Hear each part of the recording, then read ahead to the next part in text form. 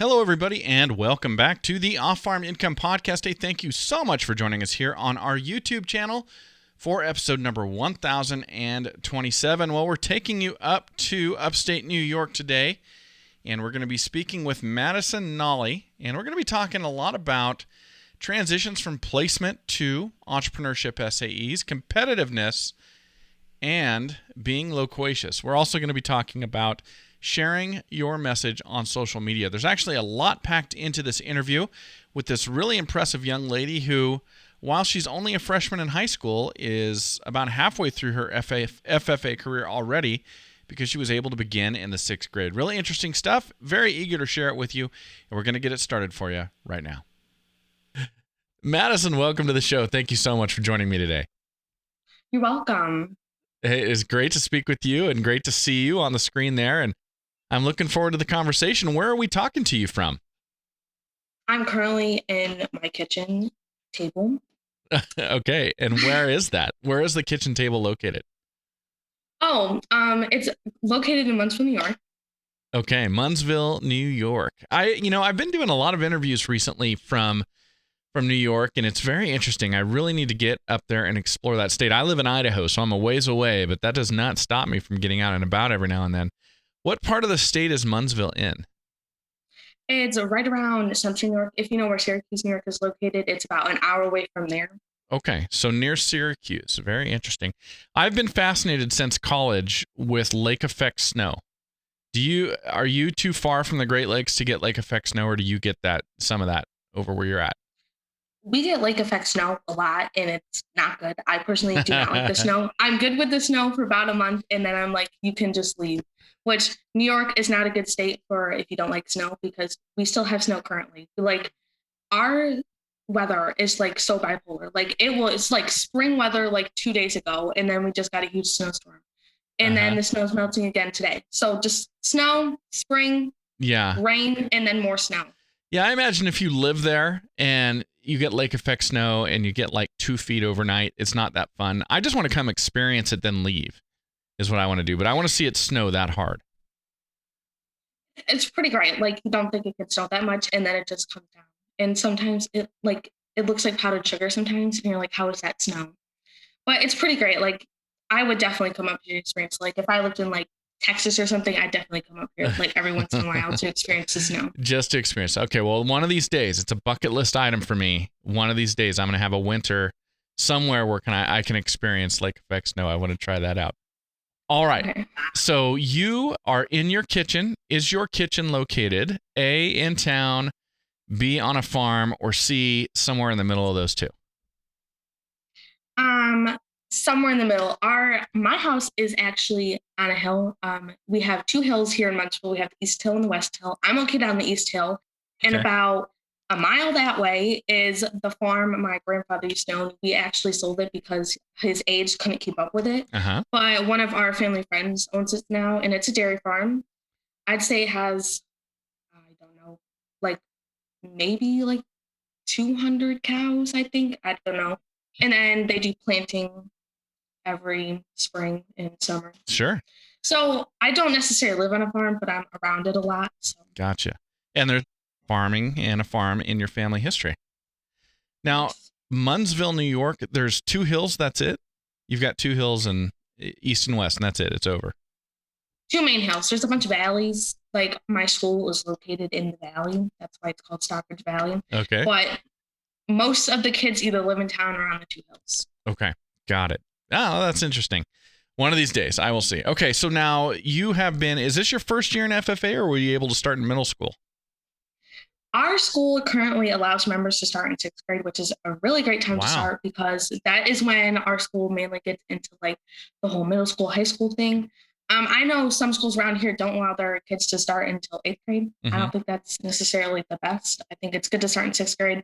You're more likely to be able to get to know the older kids better that are in like 7th and 8th grade, because 9th graders can be a little bit intimidating because we don't really like newcomers. So I think as 6th graders, going to get to know the 7th and 8th graders is a really good experience for them. Okay, so I'm assuming that you did begin in 6th grade then. Yes, correct. Okay, so oh my goodness, so you're a freshman, But you've already got 3 years of FFA experience under your belt. Yeah, it doesn't seem like that long. It seems way shorter than it has, but yeah, it's been 3 years. Yeah. It goes by pretty fast, so you got to just enjoy every second of it. Absolutely. Well, I mean, you get 3 years more than a lot of people, so that is great. I'm happy for you in that respect. Yeah, as a sixth grader, what made you want to join? Why did you sign up for the FFA? But being completely honest, it was mainly because of my brother. My brother is currently one of the New York State officers. He's actually the president of the New York State officer team. Okay. And seeing all these experiences he got to experience, I just wanted to experience that for myself. And as a fifth grader, our chapter does this thing at our New York State FFA camp Oswegatchie. They have this thing called Duck Days, and it's over the weekend. There's a pancake breakfast, and then there is a couple rivers there, and a large bucket of trucks dumps ducks into a pond, and whatever duck gets first place, the person that bought that duck gets a certain amount of money. So our chapter does the pancake breakfast for that. And as a fifth grader, I got to go because obviously I can't stay home as a fifth grader because my mom volunteered. Okay. So I got to experience that, and that really impacted my decision to join as well. All right. So this duck thing, are we talking real ducks here, or are we talking like yellow rubber ducks?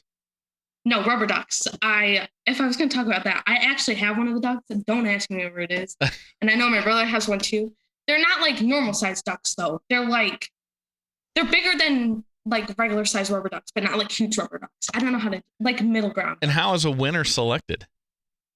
So the ducks they're all in like a big, like a tractor, and they have a big wooden box they put on the front of the tractor, and like the front's open. So they dump them all into the river, and then they have two people at the end of the river to stop the ducks, and whatever duck gets there first wins. And there's prizes for first through 10th place. Interesting. Okay. So now that's interesting. It's luck of the draw. Maybe you want to pick a duck with a high number since it's the last to go in the dump truck or the tractor. Maybe it's the first to come out. It gets a head start. Fun fact, you don't actually get to pick your duck number. We do these, you have tickets. So any person above 18, because it technically is gambling, can buy a duck. And your duck ticket has a number on it. And whatever number is on that is your number of duck. And you can buy as many ducks as you want to. Okay. And so basically it's really luck because there is a ton of ducks. Like, this bucket is full. There is a ton of ducks. And it's not like a normal sized tractor. It's like a huge one box. So it's basically like a raffle, except for the fact that a duck could get caught on a branch or something like that going down the river, and you were going to win, but now you're not. So there's a little bit. A lot of ducks get stuck, and they are like, people line up against the river, and then like a horn goes off, and then they dump the ducks. And like, you cannot help the ducks. Like, if you as a spectator help the duck, if it gets stuck, like, I don't know what would happen because this never happened before, but probably get like yelled at because it's interfering with the river. Like, the river's supposed to choose who wins, not the person. Yeah, you don't want to get yelled at. But on the flip side of that, they wouldn't know which duck it was you helped. Most likely. Yeah. Yeah. Well, you got to be honest, even when no one's looking, right? Mm-hmm. Okay. All right. So you obviously have a strong family legacy of the FFA with your brother being kind of a mentor, kind of a pathfinder for you, encouraging you to join. And then your mom, she is the chair of the Alumni Foundation or something like that. Do I have that right? I think she is the treasurer. Don't correct me on that. I really don't know. If she was here, I'd ask her, but she's currently at work, so I really don't know. I think she's the treasurer, if I'm right. Pretty sure. Okay. All right. So she's involved as well. And so you got brought in at a young age. So were you able to, I guess, as a 6th, 7th, and 8th grader, are you engaging in everything that FFA does, like supervised agricultural experiences, career development events, leadership development exercises, and stuff like that? Are you doing that, or is it more limited when you're in middle school? So our school is really good about letting any age group do the events. The only event you cannot do as a 6th through 8th grader is go to national convention. Okay.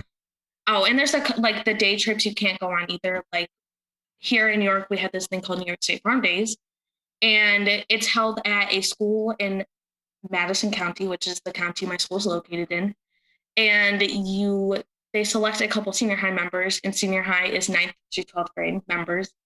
And they get to go to the school for the day and teach younger kids first through fifth grade about the ag industry and everything. Okay. So there's a couple things you can't really do as a sixth grader, but me as a sixth grader, I did every opportunity I could. For my leadership development event, I participated in People in Ag, and I'm currently trying to get first place. A girl beat me last year, but she had been doing it for a really long time, so I knew it was her chance to win. I came in second place, might have cried a little bit. It was fine. I got over it. So we're really trying to go for first this year.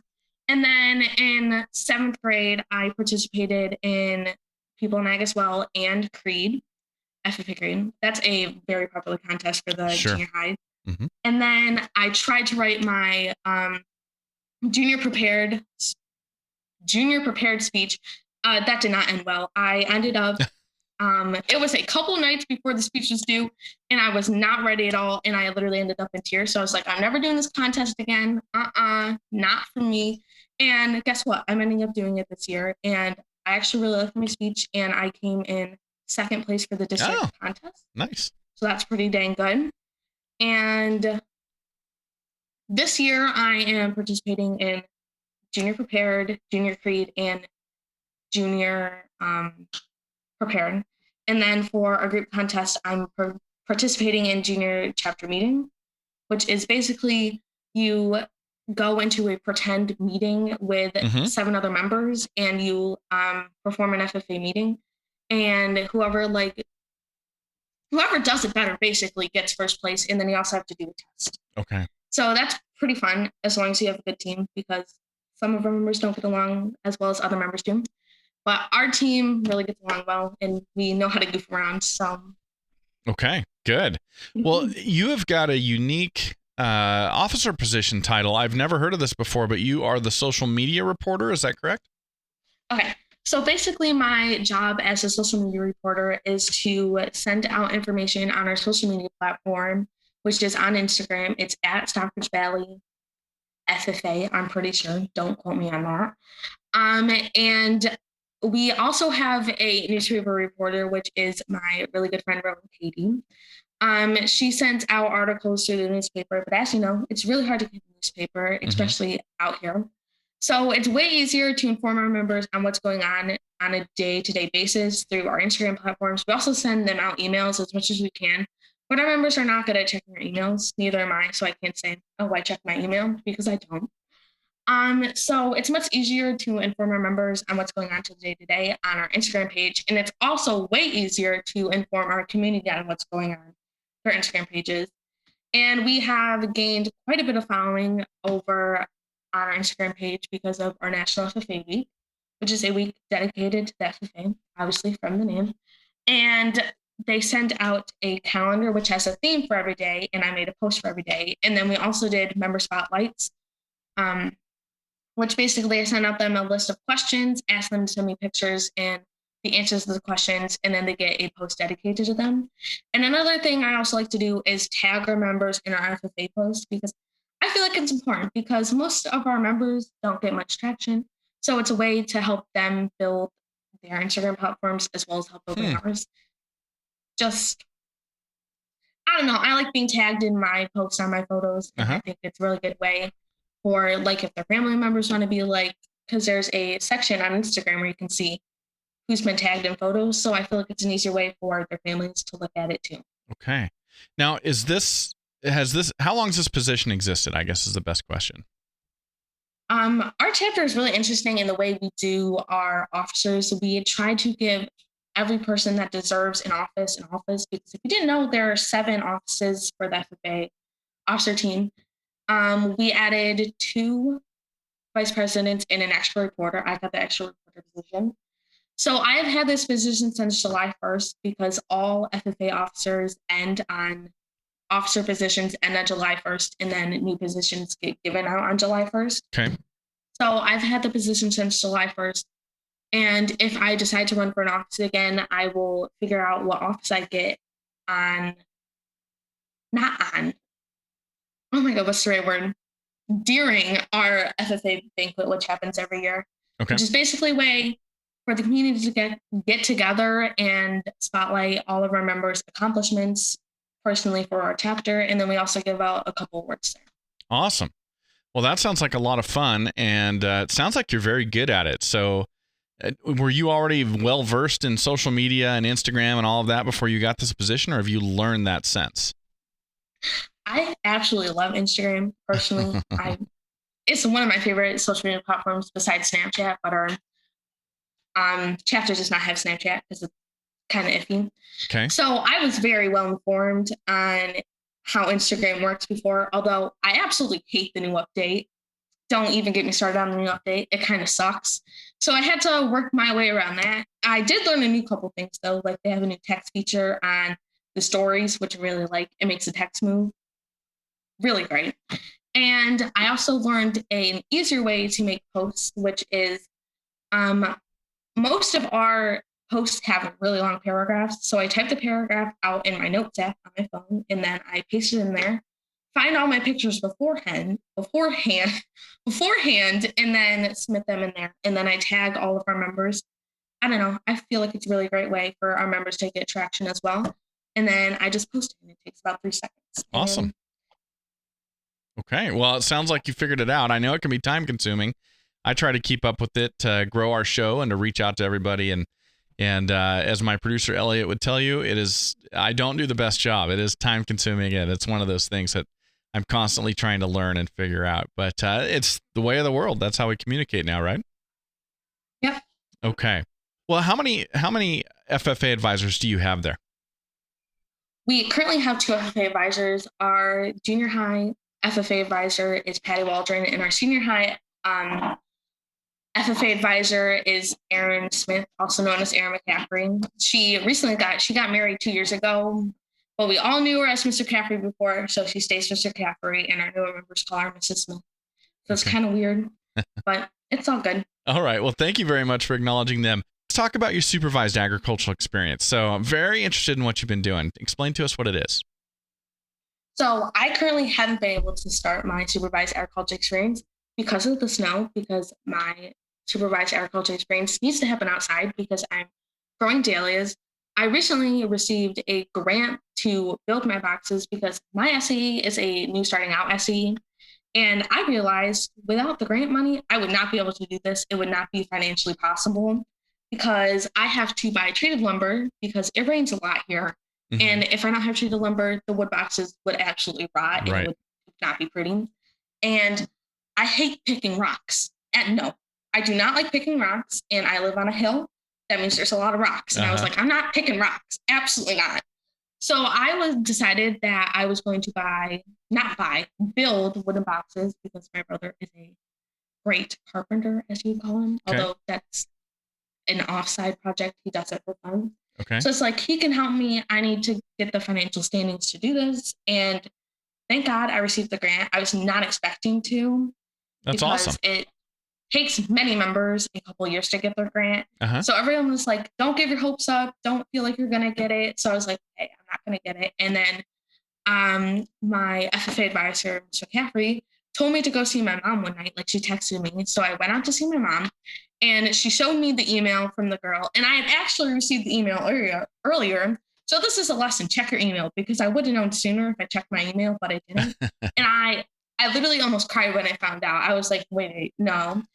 So Madison, did you receive a $1,000 SAE grant? Yes, I did receive a $1,000 grant, an SAE grant. And as well with that grant, my chapter also got a $1,000 grant. Oh, awesome. And not every company that does this supplies each chapter with $1,000. The company that I got my grant through was Farm Credit, which I am very thankful that they also gave our chapter $1,000, because my family has started a grant process through our chapter, which gives members money. Members can apply for our grant each year, and they would also get $200. Okay. So as the person who received the grant, I get to decide to a point what we do with the money. So I think I'm going to go put it towards that. Okay, great. Now, this dahlia business, the growing of the flowers, is this going to be your first year, or have you done it once before? This is going to be my first year actually growing the dahlias. Last summer, I worked with Neil Lamb. You actually interviewed her daughter, Megan Lamb, this summer, I think. I helped him with his dahlias and his gladiolas this summer at the Hamilton Farmers Market, and I realized that I really actually like doing it. Okay. I like talking to people, many people there I get to talk to. And I realized I like doing it and I like working with flowers. These flowers are very easy to work with. All you have to do is cut them and water them every day. That's about it. There's nothing else to it. So I was like, okay, this is easy. I like doing it and I get to talk to people while doing it also. So as you know, I like to talk. So perfect for Well, me. that's great. So when you were working with that young man at the farmer's market, you were helping, I guess, to arrange and sell the flowers that had already been grown and cut. Am I understanding that correct? Yes, correct. Okay, but that inspired you to go ahead and grow your own. Yes. Mr. Lamb said he would supply me with dahlia tubers. If you didn't know, dahlias come from a little, it's not really a bulb like gladiolas. It looks like a bulb, but it's called a dahlia tuber. Okay. And you plant it in the ground and then it will grow flowers. And every time you cut off flowers, it will grow new ones. Okay. So it's a regrowing plant. So you don't have to buy 100 tubers to get 100 flowers. Like each tuber will grow a couple flowers each week. So it's really easy to do. You just got to cut them and then place them in water. And then they should last about a week and a half, depending on the temperature in your house. Okay. And how many boxes is your brother helping you construct? I planned on constructing between 5 and 10. I'll probably go right in the middle with 7 because each box will be able to hold 10 tubers, which with 7 boxes, that's 70 tubers if you did the math right. So that's a lot. And each tuber grows a couple flowers each week. So that's a lot of flowers. So. And is your plan to sell the flowers yourself at the farmer's market or direct to people from your home, or maybe supply somebody with the flowers to sell at the farmer's market? How are you going to do that? So I am really thankful Mr. Lamb is letting me use part of his booth at the farmer's market to sell my dahlias. I'm going to combine mine with his because at the farmer's market, there's obviously expenses to rent a booth, and then there is expenses to even sell. And that is just out of our price range to do. So I'm glad he's letting me use part of his booth. And I hope by the end of this project, I'll be able to buy my own booth, hopefully. Okay. Cross my fingers, because that's what I want to build up to. It just seems really cool to be having my own booth at the farmer's market. Okay, yeah. So you've got some goals and some growth you've got planned into your business. How soon do you want to have that booth? You know, when you set a goal, you got a great goal, you can measure it, but there should be a timeline too. So when do you want to accomplish this by? I'm hoping at least to have it in my second year of business, but I don't think that's really realistic. So I'm really aiming for my third year of business. I feel like I'd be at a good financial standings if everything goes correctly. Okay. And from what Mr. Lamb has told me, it's not that expensive, but for starting out, it's expensive to me because all of my grant money will be going towards the building of the boxes. Okay. Is there a name for your growing flower business at this point? Not yet, currently. I really need to think of that because every time I apply for something or write an article, they ask me what the name of my essay is. So it'd probably be helpful if I had a name. So I got to think of one. Don't have any ideas yet, but I should have one soon because July is coming up here fast. Okay. Now, how did you choose the variety of flower? There's many varieties of flowers, but I work with gladiolas and dahlias, and from what Mr. Lamb has told me, dahlias are really easy. I like easy things, which makes me sound like I'm a lazy person, but I'm not. Dahlias are really easy to work with. You all just have to water them every day, keep them in the sun, keep them low to the ground, because dahlias like to be in the ground, but I'm not about to pick rocks. Absolutely not. So I settled with boxes that are 1 inch off the ground, and I just have to plant them and then water them. And when they are grown, just cut them the day before the farmer's market, or they won't survive. And then I just go to sell them. So they're a really easy flower to work with. Not necessarily saying that I don't like things hard, but I know most people would rather go the easy way, which makes me sound like I'm lazy, but I promise I'm not. Now, you were already kind of doing this for somebody else. That could have easily been a placement SAE. Why did you choose to start your own business and do an entrepreneurship SAE? I'd rather go through the experience not necessarily by myself, but me being in charge of the experience. I really like being in charge. I cannot stand when someone is telling me what to do. So if I'm working for someone else, they're obviously going to tell me what to do. So if I can be necessarily my own boss, I really like that. I hate when people tell me what to do. No, absolutely not. So that's why I'm so glad you let me pick the time to do this, because I hate when people schedule things that don't work in my schedule. Because last week I had my competitions and I was like, you know what? I could really schedule this the week after. So my stress level is kind of simmered down a little bit, still up there a little bit, but yeah. Well, I'm glad that our scheduling tool fit your personality style. That makes me happy that we didn't tell you what to do. All right. Well, and we've been told no before, Madison. You could always say no, but I'm glad you're here. I'm enjoying the conversation. I would never say no, because this is another thing on the list that my brother has not done. I am very competitive, even though he's not as competitive as me. I like to beat him in everything, and it is a personal goal to beat him. So I was like, oh, Austin hasn't done this. Putting it on the list that he hasn't done. Now, I was going to ask you about that, having an older brother who is the state he's a state officer, state president, right? So, yes. I mean, that means you've got to become a national officer. That competitive streak, you've got to beat your brother. There are no other options. Yeah, it's great at sometimes everyone knows you. Even if you don't know them, they can come up to you and they ask me all the time, are you Austin Nolley's little sister? And I'm like, yes. And sometimes it gets so annoying, because they're always like, you look just like him. You sound just like him. And I'm like, I know you don't realize how many times I have been told that. But it also comes to sometimes, personally, I feel like I'm held up to standards, even though everyone tells me to be my own person. I realize that. But these people don't understand what it's like to have like a person that's so great at everything being your brother. So personally, a goal to beat him of mine is he was never district president. So that is my goal. District president, and then New York State FFA president. Okay. So another thing on the list that he hasn't done. All right. So we need to make a blacklist. We've got to put Austin Nolley on it and never interview him, so you can maintain something that he's never done. And clearly, if we do have him on the show, you're going to hunt me down, and all people are going to find is my body with a dahlia laying on it, right? I already can envision this. Yes. Okay, so we'll cannot interview him. Okay, so he is black. I mean, you can if you really want to. I might be a little hurt, but it's all good. All right, he's blacklisted. It's official. Okay. Well, this is really entertaining, and Madison, you're a lot of fun to talk to. I want to ask you about your future. So now, no pressure on this. You're only in your freshman year, but have you thought about that with everything you're doing right now, with you getting introduced into starting your own business and all of that? Does anything stand out to you about post-high school, what you're thinking about? So it's really surprising for people when I tell them I don't want to go into a field in agriculture.